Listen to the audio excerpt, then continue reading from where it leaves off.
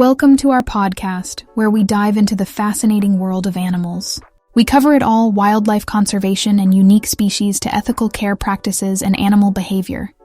Whether you're an animal lover, a pet owner, or just curious about the natural world, join us for insightful discussions, expert interviews, and fun facts about the creatures we share our planet with. Please tune in and discover something new about the incredible animals surrounding us. Okay, so we're diving into this FAO handbook on animal husbandry, and you clearly want to go beyond the basics. You're interested in the real nitty-gritty of feeding and caring for animals. Yeah, it's fascinating. This manual, it was designed for folks in Africa, but honestly, the framework, it works for anyone who wants to raise healthy animals, get good production. It's not just about having a farm, right? It's about getting those animal needs met, no matter what you're raising. It's funny you say that, because one thing that really shook me reading through it, they compare an animal's needs to a child's. Like, you wouldn't just give a growing kid, I don't know, whatever food scraps are lying around and expect them to thrive. Animals, same deal, right? Right. And the thing is, when you neglect those needs, it's not just about the animal's well-being. It hits the farmer's livelihood too. Yeah. The handbook really makes that connection. Proper care, it's not just ethical, it's economically smart. That leads right into this point that I found super thought-provoking. They talk about how animals, they can take what we might think of as cheap food, stuff like grass, crop leftovers, and they turn it into these valuable products: milk, meat, eggs. It's like this whole economic engine we don't always see. Totally. And that's huge, especially in places where resources might be limited. You're taking what's readily available and boom, you've got something of higher value. This handbook, it's like it wants us to shift gears, to see animal husbandry not just as sustenance, but as a way to grow economically. So let's dig into the specifics. This handbook, it goes deep on digestion, and I was surprised, honestly, by how engaging they made it. I mean, who knew there was so much variation in how different animals digest their food? Right, but understanding those nuances of digestion, it's like key to choosing the right feed. It's all about how efficiently an animal can actually use the nutrients in their food. A cow's system, totally different from a chicken, so their diets need to reflect that.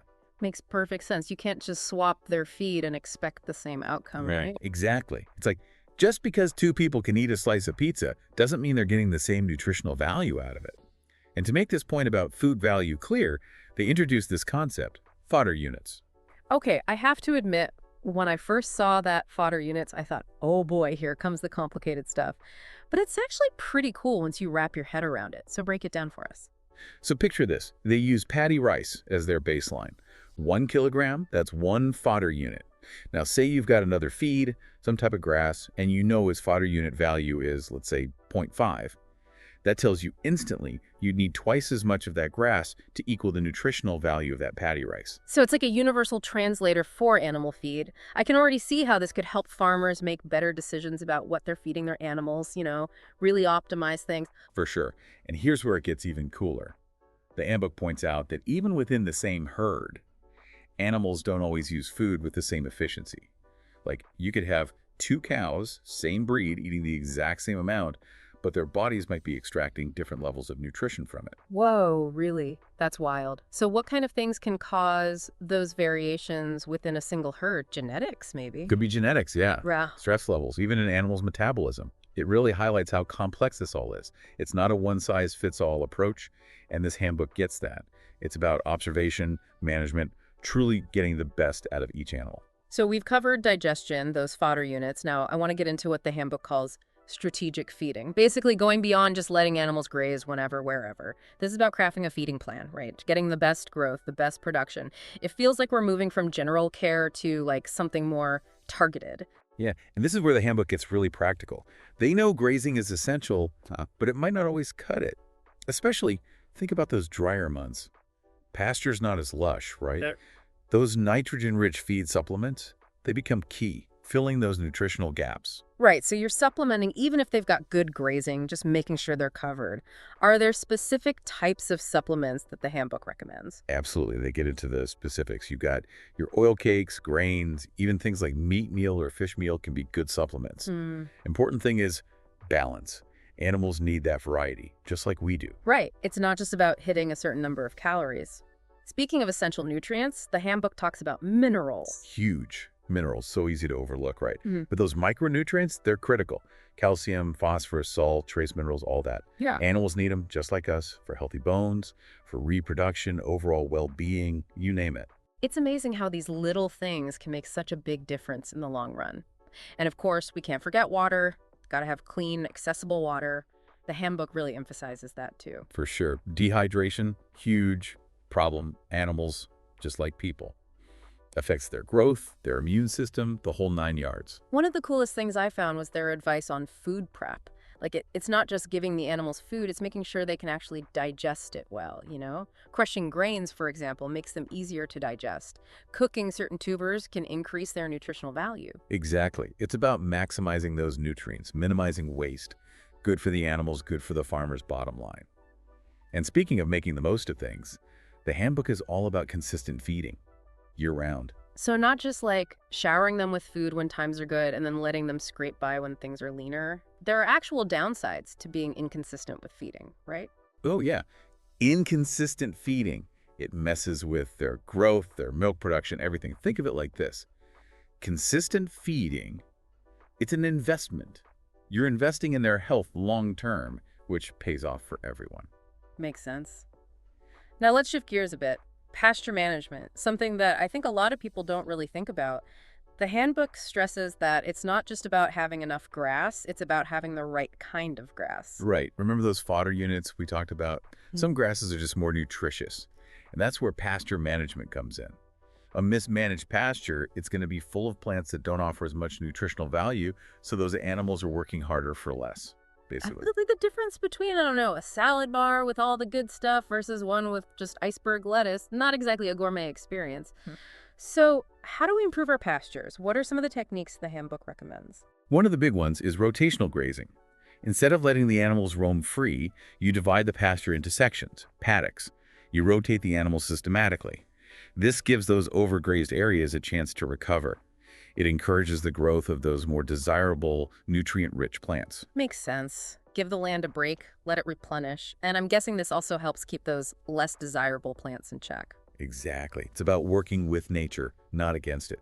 And when we're on the subject of maximizing resources, there's this fascinating concept in the handbook, the silo. When I hear silo, I usually picture those giant towers on like industrial farms. Is that what we're talking about here, or is it something different? It's the same idea, but the handbook offers a much simpler, more scalable version. Forget those massive structures. Picture this, a pit, maybe 1 to 2 meters deep, a couple of meters wide, dug into the ground.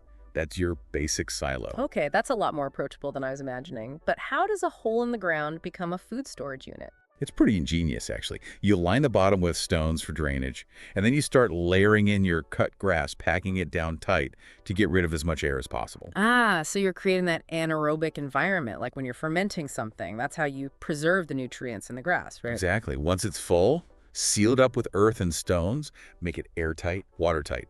This whole process, it's called ensiling. It can preserve that grass for months. Wow, that's amazing. Like nature's own preservation method. This seems like a total game changer, especially for farmers in places with really distinct wet and dry seasons. Ensures a consistent food supply year-round, even when fresh grass is scarce. Precisely. Resourcefulness, planning, using these time-tested techniques to create a more sustainable and resilient system. You know, it's funny. We've been talking about silos, rotational grazing, all these practices. It kind of makes you rethink that whole classic image of animal husbandry, you know, animals just roaming free across these huge open fields. This handbook, though, it's like, hold on a minute, that's not always the best way. Yeah, it challenges those assumptions we might have. Unrestricted grazing, it sounds nice, but in practice, it's not always the most beneficial for the animals or the environment. This handbook, it's all about those practical considerations. Right, like it's almost counterintuitive, but having animals in paddocks, controlled grazing, it can actually create a healthier environment, right? For the animals and the land itself. Exactly. It's about quality over quantity. Think of it like this. When you're controlling the grazing, you're preventing overgrazing, you're giving the pasture a chance to bounce back. And it lets you be more intentional about what's growing there, encourage those more nutritious plants we were talking about. Plus, you're minimizing the risk of animals wandering off, getting into trouble, or, getting into crops where they shouldn't be. So it's like a win-win-win. It reminds me of like gardening. You can just let things grow wild, or you can tend to your garden, be more deliberate. Both work, But being more intentional, it often gives you healthier plants, a better harvest. Great analogy. And you're right, setting up those paddocks, that takes some investment. Fencing, water sources, that's all important, Yeah. especially for farmers just starting out. But the handbook, they get that. And they actually offer a bunch of different fencing methods for different budgets, different situations. Oh, that's really helpful. They're not just saying, here's the one right way to do it. They're giving options, acknowledging that different farmers have different limitations. Yeah. What are some of the fencing options they suggest? They've got everything from your more expensive, long-lasting options like wire and post fencing to more affordable solutions using stuff you can find locally. They even talk about living fences, which is basically planting trees or thorny bushes really close together to create a natural barrier. That's so cool. Love that they're giving these creative, low-cost alternatives. Makes this whole thing way more accessible. Exactly. Resourcefulness, right? That's a big theme in this handbook. Definitely. Now, I imagine there are some trade-offs, right? Like a cheaper fence might not last as long as a pricier one. That's true. Yeah. And the handbook, they're honest about that. They really encourage you to think about the trade-offs, weigh the pros and cons, what works best in your specific situation, you know? There's no one right answer for everyone. It's about finding that sweet spot. Speaking of finding the right balance, I wanted to touch on something else that really stuck with me. That story they tell about training a dog to help the herdsman. Oh, yeah, that was a great little detail. It is. It's easy to get caught up in all the technical stuff, but that story, it just reminds you there's this whole other element to animal husbandry, this teamwork, this partnership between humans and animals. It's not just about managing, it's about working together. Well said. And that actually leads us perfectly to our final point, something that seems obvious but is so important. Shelter. This handbook, it really emphasizes that providing good shelter, it's about way more than just keeping animals dry. It's about creating an environment where they can thrive. Right. It's recognizing that animals, they're not just production units. They've got needs, they've got sensitivities. It's about creating a space where they feel safe, comfortable, where they can actually flourish. Exactly. And the handbook encourages farmers to really think about the design. Wind direction, drainage, how much space the animals need, all that. These little details make a difference. They do. It's about creating a space where they can truly thrive. I was struck by their suggestion to use a split bamboo pole as a gutter to collect rainwater. So simple, but so clever. Right. It's that resourcefulness again. Working with nature, finding those elegant solutions that are already there. This whole deep dive has been eye-opening, honestly. I had no idea animal husbandry was so nuanced, so complex. It's not just about food and shelter. It's about understanding the needs of these animals, creating an environment where they can truly flourish. Couldn't agree more. It's this blend of science and strategy and a bit of compassion, too. It's about observation, adaptation, always learning. And on that note, we'll leave you with this final thought from the handbook. When you're designing your shelter, think about the location. They recommend placing it a good distance from the home, positioned to minimize any smells. It's a good reminder, isn't it? Successful animal husbandry, it's about finding that balance, something that works for the animals and the people who care for them.